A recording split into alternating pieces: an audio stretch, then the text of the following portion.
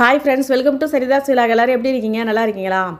சிறகடிக்க ஆசையில் பார்த்திங்கன்னா என்ன நடந்துச்சுனாக்கா, முத்து கல்யாண பரிசாக மீனாவுக்கு ஒரு மோதிரம் வாங்கிட்டு வந்திருக்காரு.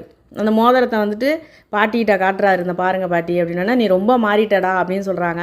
பொண்டாட்டி நல்ல விஷயம் சொன்னால் அதை கேட்டுக்கிட்டு மாறுறதுல தப்பே கிடையாது அப்படின்னு சொல்லிட்டு இருக்காங்க.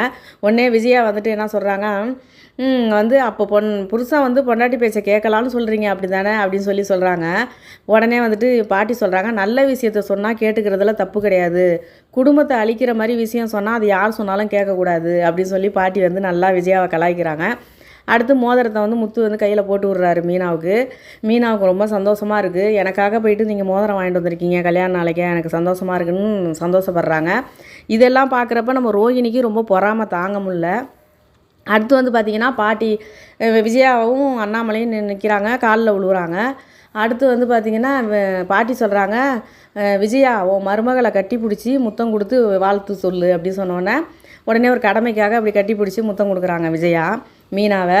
அடுத்து பார்த்திங்கன்னா பாட்டி காலில் விழுந்து ஆசீர்வாதம் வாங்கினோன்னே பாட்டி சொல்கிறாங்க, அடுத்த வருஷம் 3 பேராக நீங்கள் ஆசீர்வாதம் வாங்கணும் அப்படி சொல்கிறாங்க. உடனே விஜயா மனோஜிக்கும் ரோஹிணிக்கும் தான் ஃபஸ்ட்டு குழந்த பிறக்கணும் அப்படிங்கிறாங்க. அதுக்கு உடனே பாட்டி சொல்கிறாங்க, அதெல்லாம் கிடையாது, முதல்ல இந்த வீட்டுக்கு வந்த மருமக மீனா தான், முத்துக்கு தான் ஃபஸ்ட்டு கல்யாணம் ஆணுச்சு, அதனால் முத்துக்கும் மீனாவுக்கும் தான் குழந்த பிறக்கணும் அப்படின்னு சொல்லிவிட்டு அப்புறம் பாட்டி சொல்கிறாங்க, யாருக்கு குழந்த பிறந்தாலும் எனக்கு அதை பற்றி பிரச்சனை இல்லை, யார் முதல்ல என் கையில் கொள்ளு பேரனையோ கொள்ளு பேத்தியோ கொண்டாந்து கொடுக்குறாங்களோ அவங்களுக்கு என்னோடய நிலத்தை நான் எழுதி கொடுப்பேன் அப்படின்னு சொல்கிறாங்க. உடனே ரோகிணிக்கெல்லாம் மூஞ்சி அப்படி இருக்குது பொறாமையாக. அடுத்து பார்த்திங்கன்னா, சரி உங்கள் அம்மா கூப்பிட்ருக்காங்கல்ல, நீங்கள் அங்கே வீட்டுக்கு போயிட்டு வாங்க, நைட்டு இங்கே விருந்து இருக்குதுன்னு சொல்லி பேசியிருக்காங்க. இப்போ மீனாவும் முத்துவும் அவங்க அம்மா வீட்டுக்கு போயிருக்காங்க, மீனாவோட அம்மா வீட்டுக்கு. போன உடனே அங்கே இருப்பாங்கல்ல அவங்க பக்கத்தில் இருக்கிறவங்க எல்லாருமே மீனாவுக்கு ரொம்ப பிடிக்கும்ல, எல்லாருமே ஆசீர்வாதம் பண்ணுறாங்க, வாழ்த்துறாங்க. அங்கே ஹவுஸ் ஓனர் ஒய்ஃபு எல்லாருமே இருக்காங்க. அப்போ முத்துவை பற்றி, முத்து உன்னோட வீடியோலாம் நாங்கள் பார்த்தோம், அந்த குடிப்பழக்கத்தை மட்டும் கொஞ்சம் நிறுத்திருப்பா அப்படிங்கிற மாதிரி ஹவுஸ் ஓனர்லாம் அட்வைஸ் பண்ணுறாங்க. அதோட சரிட்டு முத்து சந்தோஷமாக பேசுகிறாரு. மேலே போகிறாரு.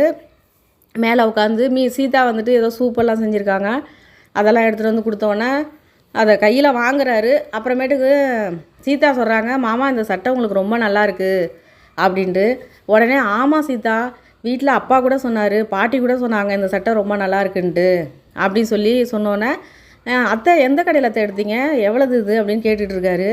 உடனே மீனாவோட அம்மா என்ன சொல்கிறாங்க, நான் எடுக்கலை, சத்யா தான் உங்களுக்கு சட்டையும் மீனாவுக்கு புடவையும் எடுத்துகிட்டு வந்தான் அப்படி சொன்ன உடனே இவருக்கு கோவம் வந்துடுது. உடனே மீனா கிட்ட உங்கள் அம்மா தான் எடுத்தாங்கன்னு என்கிட்ட சொன்னேன் அப்படின்னோடனே, அதில் என்னங்க இருக்குது, சத்யா அவன் ஆசைப்பட்டான் வாங்கி கொடுத்துருக்கான் அப்படின்னு சொல்லி மீனா சொல்கிறாங்க. ஆனால் உடனே இவருக்கு கோவம் வந்துடுது. இது உங்கள் அம்மா எடுத்து கொடுத்தாக்கா அது உழைச்ச காசில் எடுத்துருப்பாங்க, இவன் எடுத்து கொடுத்தாக்கா அது எந்த மாதிரி காசுன்னு எனக்கு தெரியும் அப்படின்னு சொல்லிட்டு உடனே அந்த சட்டையை கழட்டி போட்டுட்டு பனியனோட கிளம்பிட்டார் கோவமாக. கீழே ஹவுஸ் ஓனர் எல்லாம் இப்போ தானே முத்து திருந்திட்டாரு, நல்லவர் வல்லவர்னு பேசி வாயை கூட மூடலை, அதுக்கட்டி என்ன முன்கோவம் இப்படி கிளம்பி போகிறாரே அப்படிங்கிறாங்க. உடனே மீனாவை கிளம்புன்னு சொல்லி கூப்பிட்டு போயிடுறாரு காரில். போகிற வழியில் மீனா சொல்கிறாங்க, ஏங்க இப்படி நடந்துக்கிறீங்க, அவன் வாங்கி கொடுத்ததாக தான் இருக்கட்டுமே, இப்போ என்னத்துக்காக இப்படி கோவப்படுறீங்க அப்படின்னு சொன்னோன்னே, அதெல்லாம் உனக்கு தெரியாது, தெரிய வரும்பொழுது நீயே அது நியாயம்னு சொல்லுவேன் அப்படின்னு சொல்லிட்டு அதோட போகிறாரு.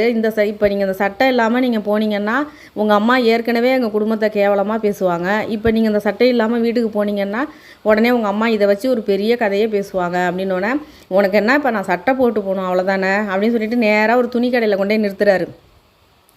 துணிக்கடை உள்ளார போய் இந்த மணியம் போட்டுக்கிட்டே எப்படிங்க நீங்கள் வருவீங்க, நான் போய் வாங்கிட்டு வரேன், உங்கள் சைஸ் எனக்கு தெரியும், நான் போய் வாங்கிட்டு வரேங்கிறாங்க. அதெல்லாம் ஒன்றும் தேவையில்லை, நானே வாங்கிக்கிறேன்ட்டு வராரு முத்து. கடைக்குள்ளே போனவுடனே கடை ஓனர் அங்கேருந்து ஓடியாந்து வாங்க எங்கள் கடையில் நல்ல சட்டைங்கள்லாம் இருக்குது, இந்த கடையை நம்பி வரலான்னு சொல்லி நீங்கள் நம்பிக்கையோட சட்டையே போடாமல் சட்டை வாங்க வந்திருக்கீங்க அப்படின்னு சொல்லிட்டு முத்துவை நிற்க வச்சு செல்ஃபி எடுத்துக்கிறாங்க. அதை ஃப்ரேம் பண்ணி கடையில் மாட்ட சொல்லிட்டாரு. அந்த கடையோட நம்பிக்கை அப்படியாம், கடையில் நல்ல சட்டை இருக்கும் வாங்கலாம் அப்படின்னு சொல்லி நம்பிக்கையோடு முத்து வந்திருக்கிறதா சொல்லி ஃபோட்டோ எடுத்துக்கிறாங்க. மீனாவுக்கு சிரிப்பு தாங்க முடில. இதோட ஒரு சட்டை நல்ல சட்டையாக முத்து வாங்கி போட்டுக்கிட்டு வந்துட்டார். வீட்டுக்கு வந்தோன்னே நேராக உள்ளே போகிறாரு. ரோஹிணி எல்லாம் பார்க்குறாங்க. மீனாவும் கிச்சனுக்கு போயிட்டாங்க. உடனே ஏற்கனவே கிச்சனில் கொஞ்சம் வேலையெல்லாம் பார்த்துட்டு உட்காந்துருக்காங்க விஜயா. அப்போ மனோஜும் ரோஹிணியும் கேட்குறாங்க, என்ன இவ்வளோ வேர்க்குது உனக்கு என்னம்மா, என்ன கிச்சனில் போய் நான் தான்டா வேலை பார்த்தேன், அவள் தான் இல்லை மீனா வெளியில் போயிட்டாள்ல, அதான் நான் தான் வேலை பார்த்தேன்னு சொல்லிட்டு தான் உட்காந்துருக்காங்க. இந்த பாட்டி ஊருக்கு போகிற வரைக்கும் என்னை போட்டு டார்ச்சர் பண்ணுவாங்க அப்படின்னு சொல்லி பேசிகிட்டு இருக்கும்போதே மீனாவும் முத்தும் உள்ளே வந்துட்டாங்க. அப்போ இவங்களுக்கு சந்தேகம் வந்துடுது. ரோகிணி, மனோஜ், விஜயா 3 பேரும் பேசிக்கிறாங்க. காலையில் போகிறப்ப சிகப்பு கலர், ப்ளூ கலரும் சிகப்பும் கலந்த சட்டை போட்டு போனார். இப்போ வேற ஒரு கலர் போட்டு போகிறாரு. என்னமோ ஒன்று நடந்திருக்கு, ஏதோ பிரச்சனை இருக்குதுன்னு சொல்லிட்டு குசு குசுன்னு பேசிக்கிறாங்க. அதை மீனாவும் காதில் வாங்கிட்டு நிற்கிறாங்க. அதுக்குள்ளே பாட்டி வந்துடுறாங்க. என்னம்மா நீ அவங்க அம்மா வீட்டுக்கு போனால் உடனே வந்துட்ட அப்படின்னோடனே, இல்லை பாட்டி இங்கே நிறையா வேலை இருக்குல்ல அதனால தான் வந்துட்டேன் அப்படின்னா, நீ வேலை பார்க்குறதுக்கு தான் இங்கே இருக்கியா, ஒரு நல்ல நாள் அதுவுமா அவங்க அம்மா வீட்டுக்கு போய் நீ இருக்கணும்னு சொல்லி தானே நான் அவனை அனுப்பி விட்டேன் அப்படின்னு சொல்லி பேசிகிட்டு இருக்காங்க. அப்போ முத்து அங்கேருந்து ரூமுக்கு போனவர் ரிட்டன் வராரு. வந்தவுடனே அண்ணாமலை கேட்குறாரு, ஏண்டா உன் மாமியார் வீட்டுக்கு போனால் போன கையோடு திரும்ப வந்துட்டேன் அப்படின்னோடனே, அது ஒன்றும் இல்லை, போனோம் பார்த்தோம் வந்துட்டோம் அப்படிங்கிறாரு. முத்து மறைச்சிட்டார், அது சொல்லலை. அதுக்கப்புறம் வந்துட்டு சரி பாட்டி கேட்குறாங்க, காலையில் போனப்போ மாமியார் வாங்கி கொடுத்த சட்டை தானே போட்டிருந்த, இப்போ என்ன வேறு சட்டை போட்டிருக்க அப்படின்னோடனே 2 பேரும் சேர்ந்து ஒரே பதிலே சொல்கிறாங்க. அதுவா அது கிழிஞ்சிருச்சு ஆணியில் மாட்டின்னு முத்து சொல்கிறாரு. மீனாவும் அதே மாதிரி கிழிஞ்சிருச்சுங்கிறாங்க. 2 பேரும் சேர்ந்து ஒரே பதிலாக சொல்கிறாங்க. ஆனாலும் இவங்களுக்கு சந்தேகம் ரோகிணி, மனோஜ், விஜயாவுக்கு. இதோட முடிச்சிருக்காங்க. இப்போ வந்துட்டு நாளைக்குன்னு போட்டு காட்டுறாங்க. அதில் என்னான்னு கேட்டிங்கன்னா, எல்லோரும் வந்திருக்காங்க, கேக்கு வெட்டுறாங்க கல்யாண நாளைக்கு. பார்த்தா மீனா வீட்டிலேருந்து யாரும் வரல. அவங்க இவங்க நம்ம ஸ்ருதியோட அம்மா இவங்கெல்லாம் வந்திருக்காங்க. எல்லாம் குரூப்பாக நின்று இவங்க கேக்கு வெட்டுறாங்க. முத்துவும் மீனாவும் நின்று கேக்கு வெட்டுறாங்க. ஸ்ருதி அதை வளைச்சி வளைச்சி வீடியோ எடுத்துக்கிட்டு இருக்காங்க. இதோட முடிச்சிருக்காங்க. ஆனால் இன்றைக்கி ஒரே ஒரு விஷயம், சிறகடிக்க ஆசையில் முத்து இன்றைக்கி நடந்துக்கிட்டது கரெக்டாக தப்பான்னு நீங்கள் சொல்லுங்கள். ஏன்னு கேட்டிங்கன்னா கமெண்ட் பண்ணுங்கள். எனக்கு முத்து நல்லவர் தான், எல்லா விஷயத்துலையும் நேர்மையாக நடந்துக்கிறார் தான். இன்றைக்கி அவர் அவங்க அம்மா வீட்டில் நடந்துக்கிட்டது கொஞ்சம் தப்பு. சரி போயிட்டார், அவங்க சந்தோஷத்துக்காக வேண்டினாலும் அந்த சட்டையை போட்டுக்கிட்டு அதுக்கப்புறம் வந்தனாலும் வீட்டில் கழட்டி இருந்துருக்கணும். அங்கே போனவர் அங்கே விருந்தெல்லாம் அவங்க செஞ்சுருக்காங்க. அவங்க எவ்வளோ மனசு கஷ்டப்பட்டுருப்பாங்க. அவங்க அம்மா, மீனாவோட அம்மா, கீழே உள்ளவங்க எல்லாருமே என்ன நினச்சி, இப்போ போகிறப்ப நல்லா பேசுனாங்க, திரும்ப வரப்போ என்ன சொல்கிறாங்க, இன்னும் இந்த ஆள் இன்னும் மாறவே இல்லையா, அந்த முன்கோபத்தை விடவே மாட்டார் போல் இருக்கேன்னு பேசுகிறாங்க.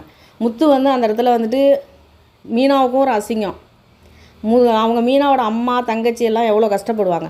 அவர் தம்பி தப்பானவர் தான், ஏதோ அக்காவுக்காக ஆசைப்பட்டு வாங்கிட்டு வந்துட்டார்ல, மீனாவுக்காக அதை தாங்கிக்கிட்டு அவர் அந்த சட்டையை போட்டிருந்துருக்கணும். அந்த இடத்துல ஒரு நிமிஷம் போட்டுட்டு அதுக்கப்புறம் நல்ல விதமாக இருந்துட்டு வீட்டுக்கு வந்ததுக்கப்புறம் இதுக்கப்புறம் இந்த சட்டையை போட்டுக்க மாட்டேன்னு வச்சா அது வேறு விஷயம். இதே மீனா அவங்க அம்மா முத்துவோட அம்மா என்னென்ன டார்ச்சர் பண்ணுறாங்க மீனாவை. அந்த குடும்பத்தில் அவ்வளோ வேலையும் பார்த்துட்டு எல்லாருக்கும் வேலை பார்த்து கொடுக்குறாங்க. அங்கே அவங்க பூ கட்டுறாங்க, எல்லாருக்கும் எல்லாம் ஒருத்தர் ஒரு வேலை சொன்னாலும் ஓடி போய் செய்கிறாங்கல்ல. விஜயா எவ்வளோ கேவலமாக பேசுகிறாங்க, அவ்வளோதையும் தாங்கிக்கிறாங்க. அது யாருக்கு, முத்துக்காக தானே தாங்கிக்கிறாங்க. அப்படி இருக்கும்போது முத்து மீனாவுக்காக அந்த ஒரு நாள் அந்த சட்டையை போட்டுக்கிறதுல என்ன இருக்குது? அது இந்த இடத்துல முத்து பண்ணது கொஞ்சம் தப்பான விஷயம். அவர் கோவத்தை இப்படி காட்டக்கூடாது. அவனை திருந்துறதுக்கு எவ்வளோதோ இது இருக்குது, திருந்துவாருன்ட்டு விட்டு தான் பிடிக்கணும். அதை விட்டுட்டு முத்து இன்றைக்கி பண்ணது கொஞ்சம் கரெக்டு இல்லைன்னு எனக்கு தோணுது. நீங்கள் என்ன நினைக்கிறீங்கன்னு கமெண்ட் பண்ணுங்கள். இன்றைக்கி இதோடு முடிச்சிருக்காங்க. ஆனால் பரவாயில்ல, வீட்டுக்கு வந்ததுக்கப்புறம் இதை மாதிரி சொல்லலை, அவர் மறைச்சிட்டாரு. வீட்டில் சொல்லியிருந்தா ஏற்கனவே எப்படிடா மீனாவை குறை சொல்லலாம், எப்படிடா மீனாவை குடும்பத்தை பேசலான்னு உட்காந்துருக்காங்க விஜயா. இந்த விஷயத்த சொன்னால் இன்னும் கொஞ்சம் கேவலமாக பேசியிருப்பாங்க. ஆனால் பரவாயில்ல, மறைச்சிட்டாரு. இன்றைக்கி இதோடு முடிச்சிருக்காங்க சிறகடிக்க ஆசை. பார்க்கலாம் நாளைக்கு என்ன நடக்குதுன்னு. இதில் ஸ்ருதியோட அம்மா வந்திருக்காங்க அங்கே கேக்கு வெட்டுற இடத்துல. அவங்கள பார்க்கணுமே. மீனாவும் முத்துவும் சந்தோஷமாக இருந்தால் ஸ்ருதியோட அம்மாவுக்கு பிடிக்கல, விஜயாவுக்கு பிடிக்கல. இங்கே ரோகிணிக்கு சுத்தமாக பிடிக்கல. மீனாவும் முத்துவும் சந்தோஷமாக இருந்தாலே பிடிக்க மாட்டேங்குது ரோகிணிக்கு. ஓவர் தானே ரோகிணிக்கு, இதெல்லாம் ரொம்ப ஓவர். ஏன்னு கேட்டிங்கன்னா, உனக்கு என்ன பண்ணாங்க அவங்க மீனா? ஒன்றுமே பண்ணல அந்த பொண்ணு. அது மீனா அது வேலையை பார்த்துக்கிட்டு உனக்கு பிடிச்சதெல்லாம் சமைச்சி வச்சுக்கிட்டு உனக்கு மரியாதை கொடுத்துக்கிட்டு நல்லபடியாக தானே அந்த பொண்ணு இருக்காங்க. நீ ஏன் அவங்கள பார்த்து பொறாமப்படுற? அவர் மோதிரம் வாங்கிட்டு அவர் பொண்டாட்டிக்கு அவர் போட்டு விட்றாரு, அவர் காசில். அதுக்கு பார்க்கணுமே பொறாமையை ரோகிணிக்கு. இது ஏன் பொறாமப்படுறாங்க? நாளைக்கு வந்து உன்னோட நிலமையை நினச்சி பார்க்கணும். நம்ம நிலமை நாளைக்கு இதே விஜயா இதே மனோஜ் நாளைக்கு நமக்கு ஆப்போசிட்டாக நிற்பாங்களே, அப்போ நமக்கு யார் சப்போர்ட்டுக்கு இருப்பாங்கன்னு நினச்சி பார்க்காம ரோகிணி பண்ணுறது எல்லாமே ஓவர். பாட்டி வீட்டுக்கு வந்து சந்தோஷமாக மீனா கிட்ட பேசுகிறதே அவங்களுக்கு பிடிக்கல ரோகிணிக்கு. ஆனால் ஸ்ருதி அப்படி கிடையாது. ஸ்ருதி பாருங்கள் பாட்டிக்கிட்ட எவ்வளோ சகஜமாக நார்மலாக பாட்டி அப்போ அந்த பொண்ணு வந்து எப்படி நடந்துக்கிறாங்க. ஆனால் ரோகிணி வந்து ரொம்ப ஓவர். ரோகிணியோட கதை என்றைக்கு தெரியும்னு தான் எல்லாருமே வெயிட் பண்ணிகிட்டு இருக்காங்க. பார்க்கலாம். அதுக்கப்புறம் ரோகிணியோட கதை தெரிஞ்சதுக்கப்புறம் இதே விஜயா மனோஜ் வந்து எவ்வளோ பாசமாக பார்த்துக்க போகிறாங்கன்னு நம்ம பார்க்க தானே போகிறோம். பார்க்கலாம். இதே மீனாவுக்கே இந்த நிலமை, அப்போ ரோகிணிக்கு என்ன நிலமைன்னு நினச்சி பார்க்கணும் ரோகிணி. ஆனால் வந்து ரோகிணி அதெல்லாம் நினைக்கிறது கிடையாது. இப்போ வரைக்கும் அவங்க மலேசியாவிலேருந்து வந்த பொண்ணாக தானே அவங்க நினச்சிக்கிட்டு இருக்காங்க. பார்க்கலாம், வெயிட் பண்ணி பார்க்கலாம். இந்த வீடியோ உங்களுக்கு பிடிச்சிருந்தா லைக் பண்ணுங்கள், ஷேர் பண்ணுங்கள், சப்ஸ்கிரைப் பண்ணுங்கள். நன்றிங்க.